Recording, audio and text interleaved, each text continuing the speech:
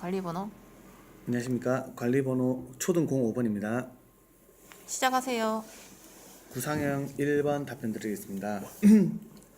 학생을 대상으로 안전교육이 필요한 이유 두 가지에 대해서 먼저 설명을 드리겠습니다. 첫 번째로 안전교육이 필요한 이유는 학생에게 안전교육을 실시하여 수업 중 예기치 못한 사고로 응급사항이 발생 시 미리미리 대처할 수 있는 대처 능력을 기를 수 있게 하기 위해서입니다. 두 번째로 안전사고가 발생 시 학생은 신체적으로 많이 다칠 수도 있으며 심리적 및 정신적인 피해를 입을 수 있습니다. 그렇기 때문에 학생을 대상으로 안전교육을 실시하여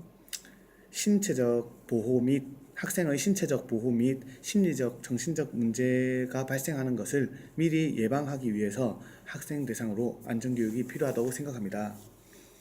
두 번째로 수업 중 학생 안전사고를 예방하기 위해 교사가 준수했어야 할 수칙 두 가지를 얘기해 보겠습니다. 첫 번째, 안교사는 수업을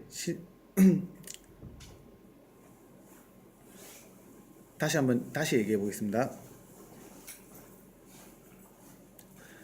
안교사는 수업을 실시하기 전 학생을 대상으로 안전사고 예방 교육을 실시하여 주의를 주는 것이 필요했으나 그러지 못한 것이 준수하지 않은 수칙이라고 생각합니다. 두 번째, 안교사는 몸이 불편한 학생을 열애시켰는데 열애시키는 장소가 안교사의 시야에서 안 보이는 곳에 열애시켰다는 점입니다. 교사의 시야에 안 보이는 곳에 학생을 열애시키는 것이 아니라 학생의 몸이 불편하다면 보건실로 가서 쉴 수 있도록 조치하여 수업 중인 학생들에게 교사가 집중할 수 있도록 했었어야 합니다. 두 번째 문제 이상 마치겠습니다. 세 번째 답변에 대해서 말씀드리겠습니다. 학생 안전사고 발생 시 대처를 위해 교사와 학교가 해야 할 일에 대해서 세 가지씩 얘기해 보겠습니다. 먼저 교사가 해야 할 일은 첫 번째, 자의적인 치료를 지향을 해야 하고 보건실로 먼저 옮겨야 될 것입니다. 두 번째, 학생의 상태가 심각할 경우 관리자에게 먼저 말씀을 드리고 병원으로 이송을 하여야 할 것입니다. 세 번째, 상황에 객관적인 증언이 필요할 수도 있기 때문에 이 안전사고가 발생한 사항을 일지에 기록해 두어야 할 것입니다. 다음, 학교에서 하여야 할 일 세 가지에 대해서 얘기해 보겠습니다. 첫 번째, 학부모에게 연락하여 안심시킨 후 병원으로 이송 중이니 걱정하지 말라고 다독이는 것이 필요할 것입니다. 두 번째, 학생의 상태를 빠르게 파악하여 병원으로 이송할지 아니면 학교에서 치료가 가능한지 결정하여 이송을 하거나 학교에서 치료를 받도록 조치하여야 할 것입니다. 세 번째, 학교 차원의 매뉴얼에 따라서 안전사고 대처 방안에 대해서 매뉴얼에 따라 이행하여야 할 것입니다. 구상형 1번 답변 이상입니다.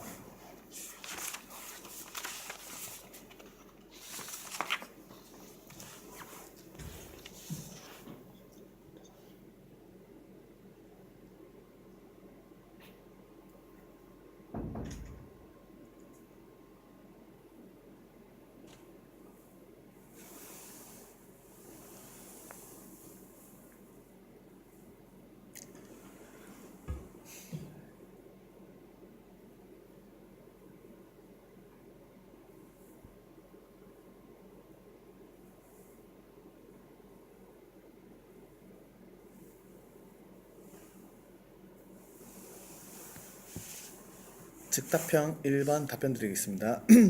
상아에게 순회 교육을 실시하는 목적은 첫 번째, 잦은 결석과 지각으로 상아의 몸이 불편하기 때문에 상아가 학교로 와서 수업을 받을 경우에 상아의 건강 상태가 더 나빠질 수 있기 때문에 순회 교육을 실시해야 한다고 생각합니다.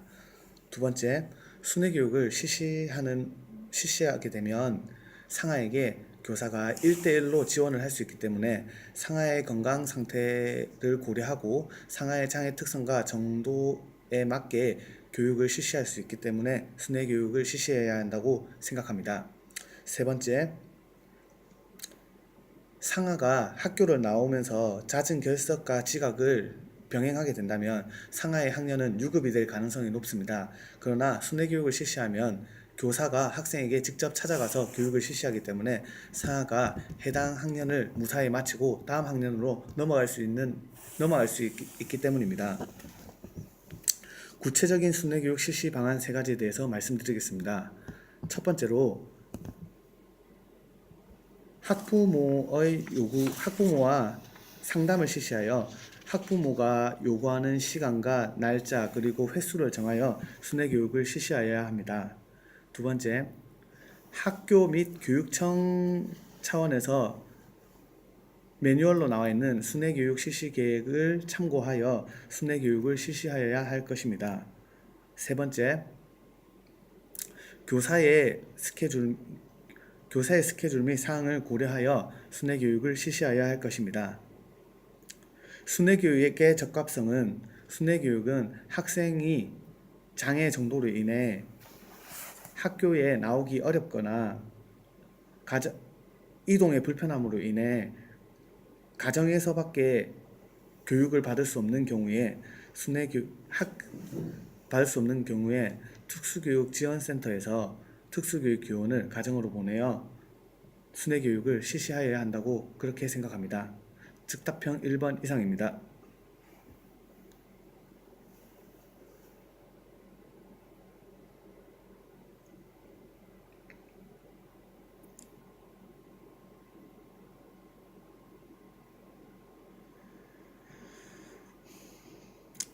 즉답형 2번 답변 드리겠습니다. 특수교사로서 지녀야 할 인성적 자질은 사명감이라고 생각합니다. 학생이 문제행동을 보여도 그 학생을 맡은 교사로서 책임감을 가지고 적합한 교육 방법을 찾아서 교육을 하여야 한다고 생각합니다. 두 번째, 끈기 있는 태도라고 생각합니다. 학생이 문제행동을 보여도 끈기를 가지고 학생이 할 수 있을 것이라는 믿음을 가지고 학생을 교육시켜야 한다고 생각합니다.